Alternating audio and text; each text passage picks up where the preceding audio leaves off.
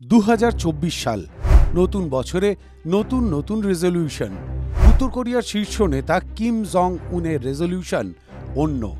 উত্তর কোরিয়াকে সামরিকভাবে আরও শক্তিশালী করতে এবার তিনি বছরভর মন দিতে চলেছেন গুপ্তচর, উপগ্রহ ও আরও পারমাণবিক অস্ত্রের উপকরণ উৎপাদনে, যা রীতিমতো চিন্তায় ফেলে দিয়েছে গোটা বিশ্বকে। এমনিতেই আগে কিমের একের পর এক সিদ্ধান্তে নড়ে চড়ে বসেছে গোটা দুনিয়া। উত্তর কোরিয়ার মতো একটা ছোট দেশ এই দাপট দেখাচ্ছে কি করে? 2024 সালে কি এমন হবে যার জন্য নিজেদের সামরিক শক্তি বাড়াতে এরকম খুলে খেলতে চাইছে কিম? কারণ ওয়ার্কার্স পার্টির গুরুত্বপূর্ণ বৈঠকে কিমের একের পর এক মন্তব্য, যা যথেষ্ট ইঙ্গিতবহ। কিমের মন্তব্যে কি ইঙ্গিত? নভেম্বরে মার্কিন রাষ্ট্রপতি নির্বাচনের আগে অস্ত্র পরীক্ষা আরও জোরদার করা। এর থেকে আন্তর্জাতিক পর্যবেক্ষকেরা মনে করছেন কিম মনে প্রাণে চাইছেন বাইডেনের অপসারণের পর ডোনাল্ড ট্রাম্প আসুন হোয়াইট হাউসে, তাহলে তাদের সামরিক শক্তির প্রভাব বিস্তারের পরিকল্পনা আরও মসৃণ হবে।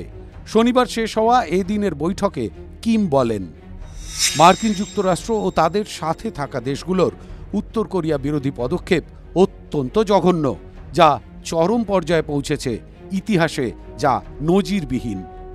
কিমের মূলত লক্ষ্য দক্ষিণ কোরিয়ায় মার্কিন যুক্তরাষ্ট্রের দাপট। যুক্তরাষ্ট্র দক্ষিণ কোরিয়ার সামরিক মহড়ার সম্প্রসারণ করেছে।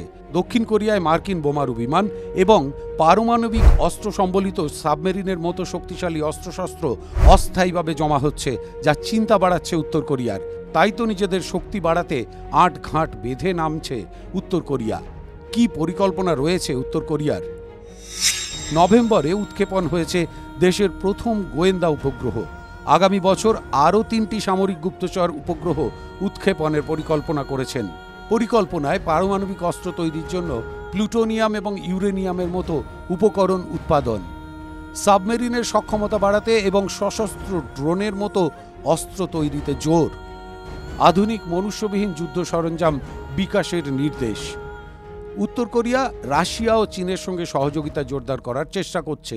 যুক্তরাষ্ট্র ও দক্ষিণ কোরিয়ার অভিযোগ, উত্তর কোরিয়া তাদের নিজস্ব সামরিক কর্মসূচির জন্য উচ্চ প্রযুক্তির রুশ প্রযুক্তির বিনিময়ে রাশিয়াকে আর্টিলারি ও গোলাবারুদ সরবরাহ করছে।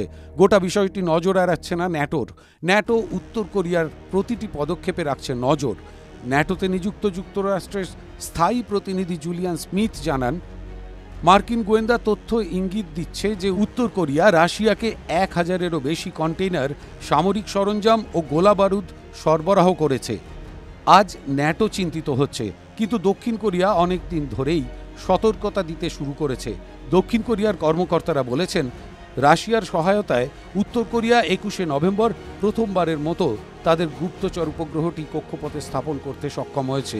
দক্ষিণ কোরিয়ার প্রতিরক্ষা মন্ত্রী সিন ওনসিক গত নভেম্বরে ভবিষ্যৎবাণী করেছিলেন, রাশিয়া উত্তর কোরিয়াকে হাই রেজলিউশনের স্যাটেলাইট ছবি তৈরিতে সহায়তা করতে পারে।